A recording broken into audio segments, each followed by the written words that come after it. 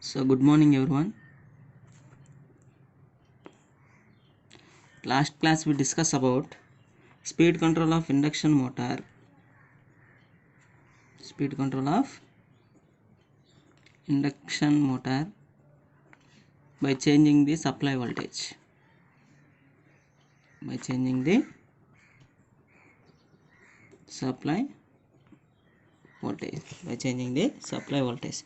Today we discuss about by changing the supply frequency. By changing the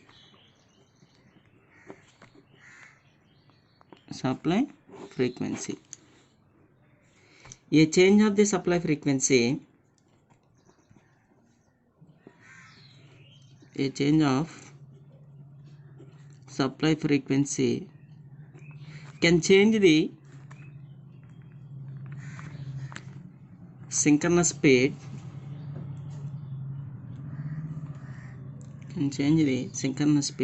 and provides a direct method of speed control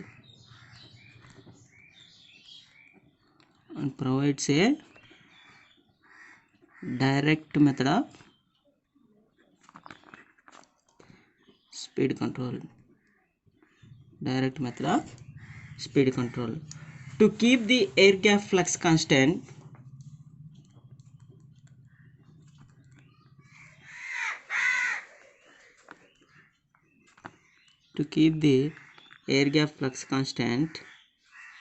The supply voltage must be changed.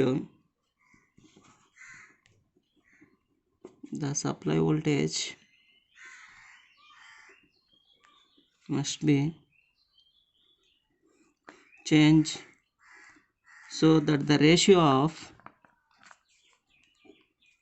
voltage to frequency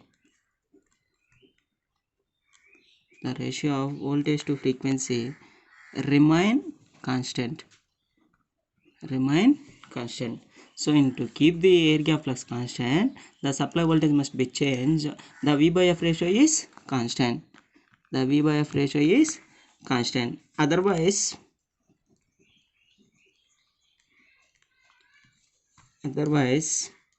the magnetic circuit may become saturated.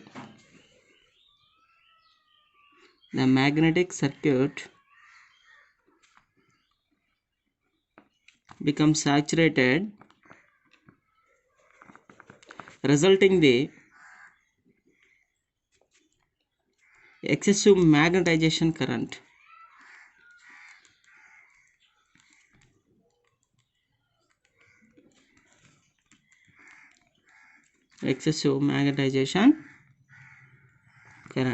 Therefore the method is called V by F control of motor. So therefore the method is called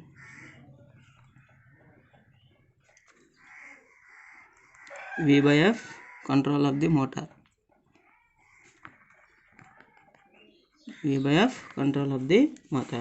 So how to change the motor and the frequency, that is, so we have given AC supplied to the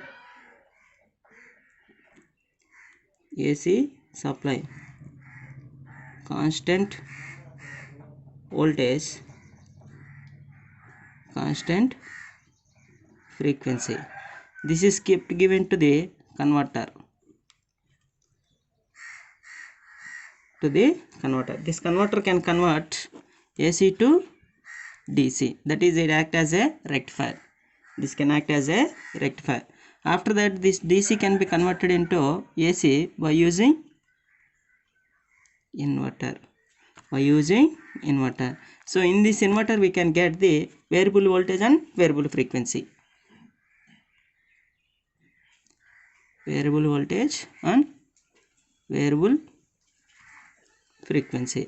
After that, stator of induction motor.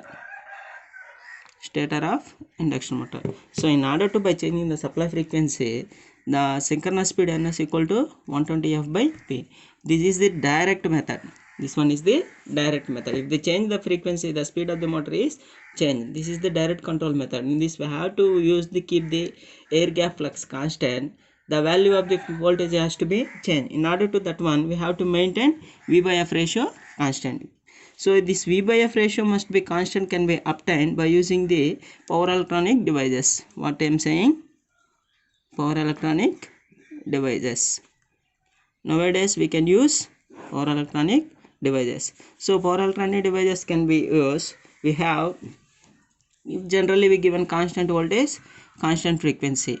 After that, this voltage can be given to the rectifier that we called as a converter. This converter is converted into AC from to the DC.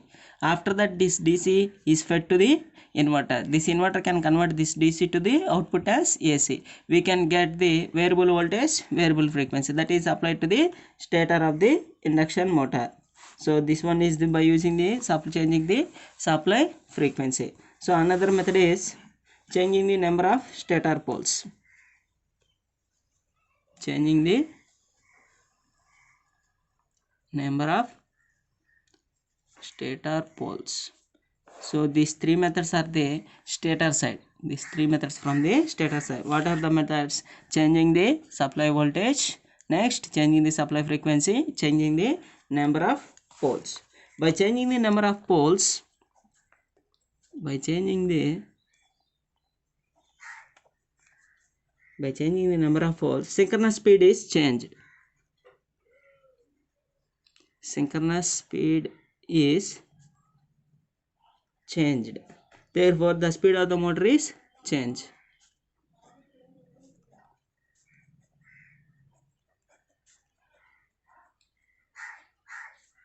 Therefore, the speed of the motor is changed. That is, Ns equal to 120 F by P. If the P value is changed, the speed of the motor is changes. The speed of the motor is changes. The method is very suitable for squirrel cage motors. The method is very suitable for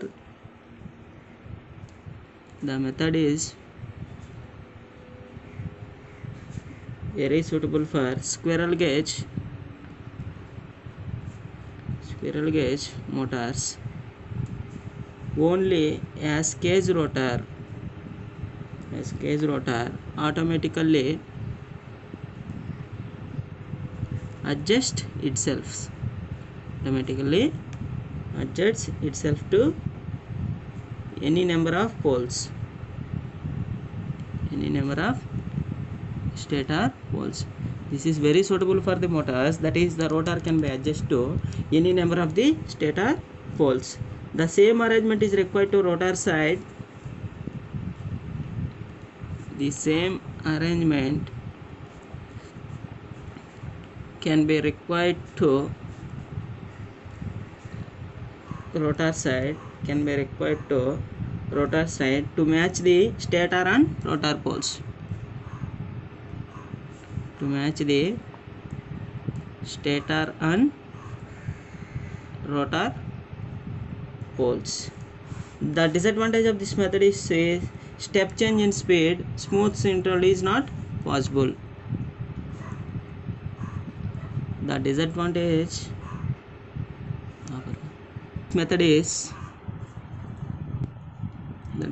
of this method is step change in speed.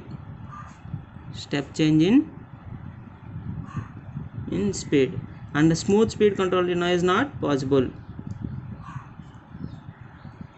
Smooth speed control is not possible. The number of stator poles can be changed. Multiple stator winding, consequent pole technique.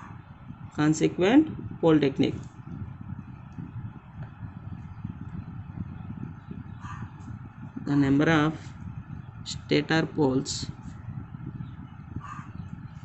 can be changed by multiple stator winding, consequent pole technique.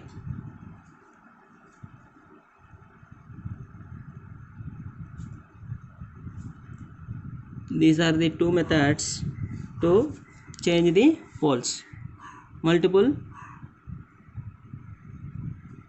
stator winding. multiple stator winding. The stator has two separate windings.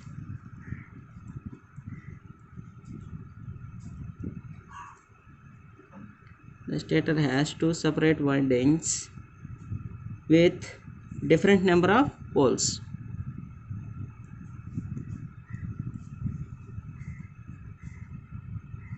The different number of poles. Two definite rotor speeds are obtained.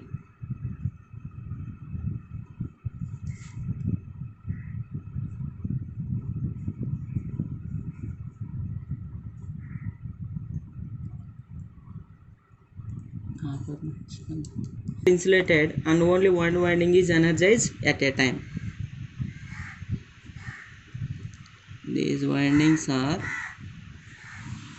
insulated and only one winding is energized at a time. Another one is consequent of pole technique. Consequent of pole technique.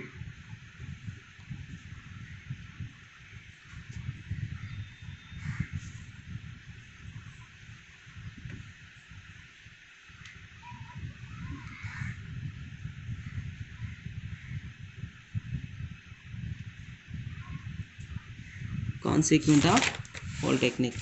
So in this method, the number of poles can be changed in the ratio of 2:1. In the ratio of 2:1 by changing the connection of the stator winding. By changing the connection of the stator winding. By changing the connection of the stator winding. So the number of poles can be changed in the ratio of 2:1. So you have to change the consequent of poles. So 8 pole you have to apply 8 pole or otherwise 4 pole. 8 pole has low speed. 8 pole has low speed. 4 pole has high speed because ns equal to what? 120f by p. If poles is decreased, the speed is increased. The poles is decreased, the speed is increased. So I am draw the diagram for 8 poles.